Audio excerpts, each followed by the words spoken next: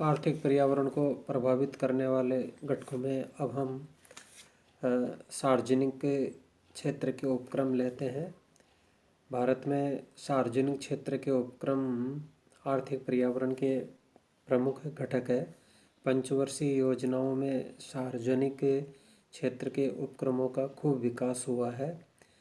भारत में औद्योगिकरण में सार्वजनिक उपक्रमों ने कारगर भूमिका निभाई। सरकार की अरबों रुपए की पूंजी सार्वजनिक क्षेत्र के उपक्रमों में विनियोजित है। लाखों देशवासियों को इन उपक्रमों में रोजगार मिला हुआ है।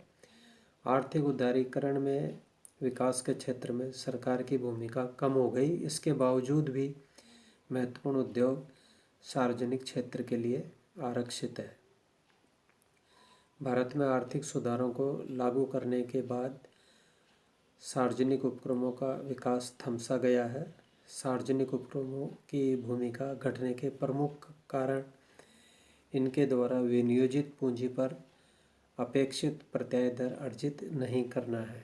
आर्थिक उदारीकरण में सार्वजनिक उपक्रमों में विनिवेश की प्रक्रिया जारी है, किंतु सार्वजनिक उपक्रमों की आर्थिक दशा अच्छी नहीं होने के कारण विनिवेश के जो निर्धारित लक्ष्य है वो प्राप्त नहीं किए जा सके हैं।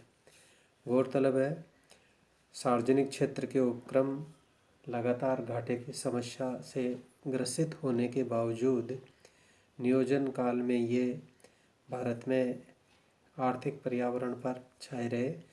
सार्वजनिक क्षेत्र के उपक्रमों द्वारा सामाजिक उत्तरदायित्व निभाने के कारण सरकार ने घाटे के भार को भी वहन किया है।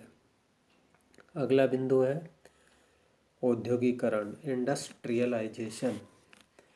औद्योगिकरण आर्थिक पर्यावरण सृजित करने का आधारभूत घटक है। विकासशील देशों में आधारभूत संरचना और वित्तीय संसाधनों के अभाव में औद्योगिकरण गति नहीं पकड़ पाता।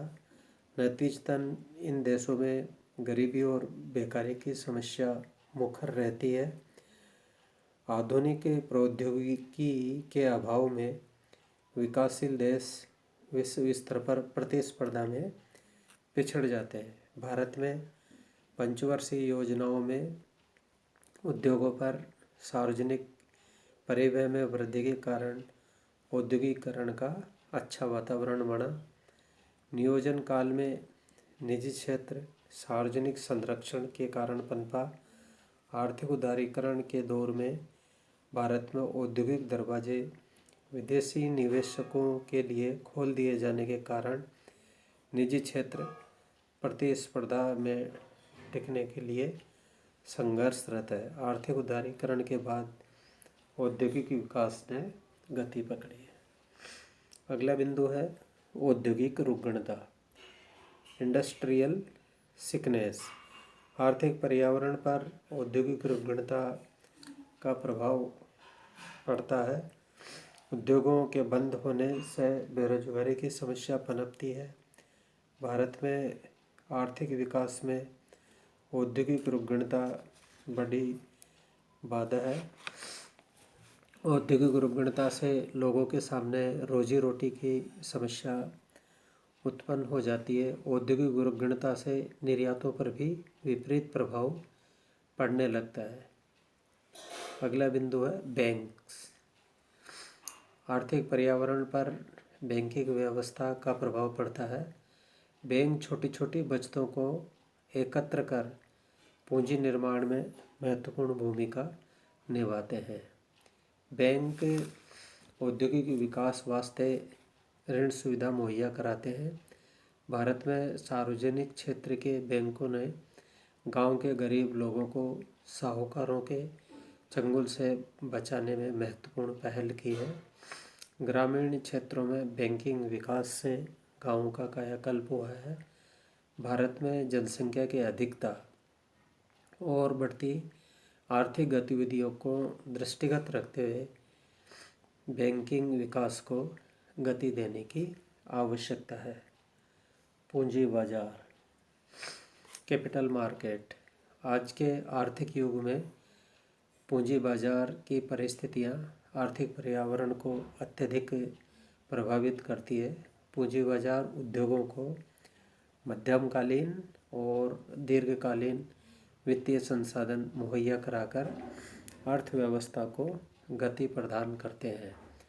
समृद्ध पूंजी बाजार आर्थिक विकास में सहायक होता है। भारत का पूंजी बाजार विकसित है, किंतु राजनीतिक अस्थिरता और आकस्मिक संकट की घड़ी में पूंजी बाजार में उच्चावचन की प्रवृत्ति दृष्टिगोचर होती है। पूंजी बाजार की सुस्ती का आर्थिक पर्यावरण पर बुरा प्रभाव पड़ता है। व्यापार चक्र, बिजनेस साइकिल। पूंजीवादी देशों की अर्थव्यवस्थाएं चक्रीय आर्थिक उच्चावचनों से गुजरती है। इन देशों को व्यापार चक्रों की अवस्थाएं यथा मंदी या संकुचन डिप्रेशन, पुनरुत्थान रिकवरी, तेजी बूम तथा सुस्ती रेसेशन के प्रभावों का सामना करना पड़ता है।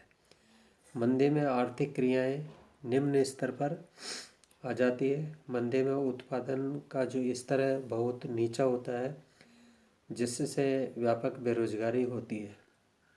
कीमतें नीचे होने से लाभ बहुत नीचे होते हैं, फर्मों को बहुत घाटा होता है। पुनरुत्थान में व्यापारिक क्रियाओं का उठना शुरू होता है। पुनरुत्थान को शुरू करने वाले तत्व एक या अधिक हो सकते हैं। उत्पादन में वृद्धि अर्थव्यवस्था को मंदी से बाहर निकालती है। तेजी में आर्थिक क्रियाएं चारों तरफ बहुत तेजी से ऊंचे स्तर पर होती है। कीमतें लागत की तुलना में बहुत तेजी से बढ़ती है। विनियोग और लाभ बढ़ते हैं। उत्पादन का स्तर ऊंचा और बढ़ता हुआ होता है। सुस्ती या अधोगति रिसेशन में आर्थिक क्रियाओं के स्तर में पर्याप्त गिरावट आ जाती है। तेजी और मंदी दोनों का अर्थव्यवस्थाओं पर बुरा प्रभाव पड़ता है।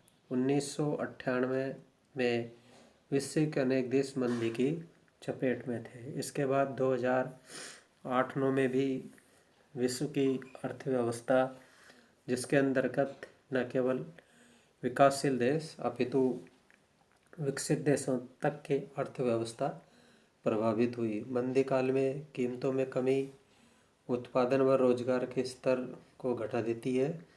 विकासशील देशों में स्थिरता के साथ साथ आर्थिक विकास पर बल दिया जाता है।